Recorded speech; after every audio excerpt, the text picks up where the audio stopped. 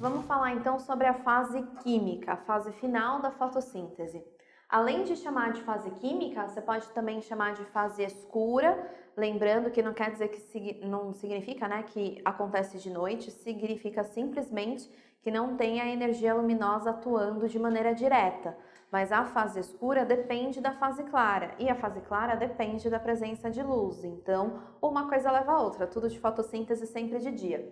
Além de fase escura, dá para chamar também de ciclo de Calvin. Calvin foi o cientista que descobriu essa sequência de reações químicas onde tem a produção da comida do indivíduo fotossintetizante, Então aqui a gente vai ver a produção do carboidrato, o alimento, a matéria orgânica sendo criada. Com esse carboidrato criado fora da fotossíntese, em outras reações químicas, dá para produzir outros carboidratos, proteínas, lipídios, vitaminas, DNA, RNA, qualquer outro tipo de molécula orgânica, a partir desse carboidrato que sai daqui.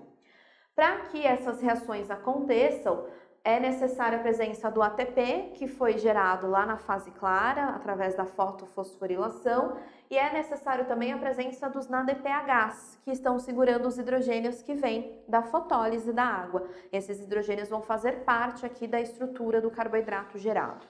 Então, como que vai acontecer, É um ciclo de reações, por isso que a gente pode chamar de ciclo de Calvin.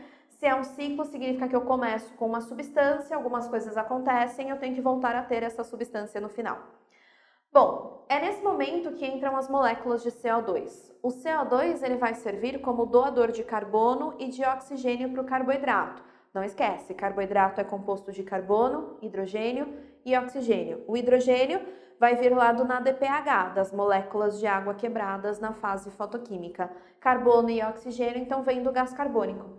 Então, moléculas de gás carbônico são absorvidas, por exemplo, pela planta, estão lá dentro do cloroplasto, no estroma do cloroplasto, que é onde essas reações químicas vão acontecer. E lá no estroma do cloroplasto existe uma substância química, um carboidrato de 5 carbonos, ribulose 1,5 bifosfato. Não precisa lembrar exatamente desse nome, mas é importante que você lembre que é um carboidrato de 5 carbonos.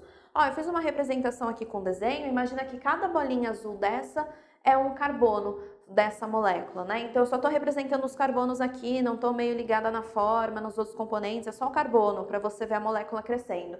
Então o gás carbônico tem um carbono só, então eu fiz só uma bolinha. Aqui é um carboidrato de 5 carbonos, então eu fiz 5 bolinhas.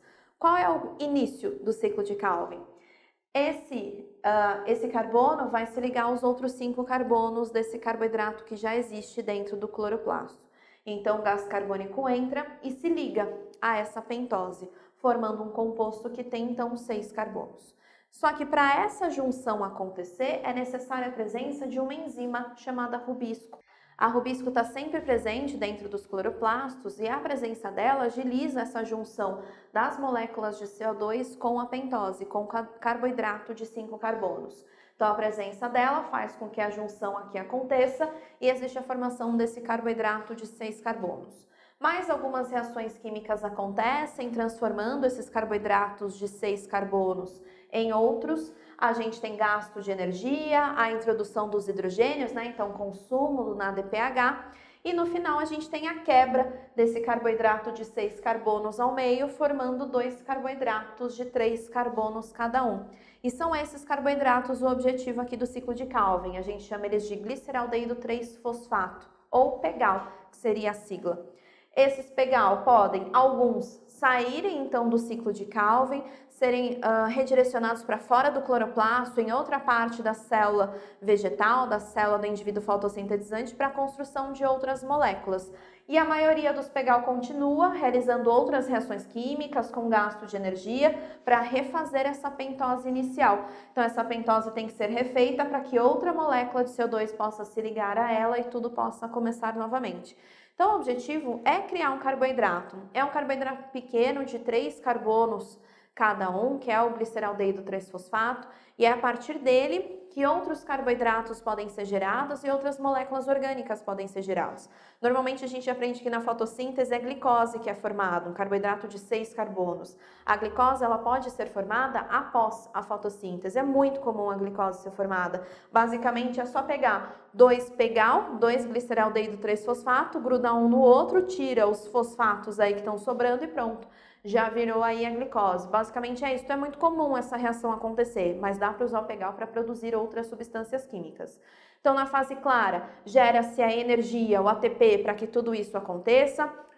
Já se captura o hidrogênio que vem da fotólise da água, e na fase escura tem a montagem do carboidrato, usando o carbono e o oxigênio do gás carbônico, os hidrogênios da água e a energia do ATP para que tudo isso possa acontecer. Outras substâncias, aí já é fora do ciclo de Calvin. Então, toma cuidado para não confundir a ideia de fase clara e de fase escura. Para os vestibulares isso é bem diferenciado, é bem mais importante esse conceito geral, o que é produzido, o que acontece de maneira geral na fase clara, o que é produzido, o que acontece na fase escura, e aí a gente tem um entendimento geral do assunto. Um ou outro tipo de prova é que aprofunda um pouquinho mais, né? Vai te perguntar sobre a necessidade dessa enzima, tem que lembrar que essas reações então são enzimáticas, se não tiver rubisco, não começa o ciclo de Calvin. Um outro vestibular então vai dar uma aprofundada um pouco maior, mas no contexto geral é mais importante, visando a maioria dos vestibulares, como o Enem, outros vestibulares mais comuns que a gente vê aí pelo Brasil. Então, a gente vai ver nas próximas aulas resumos, a gente vai ver alguns fatores limitantes para a fotossíntese, coisas que podem te perguntar a respeito de toda essa teoria, numa visão um pouco mais geral, o que pode aparecer nos exercícios.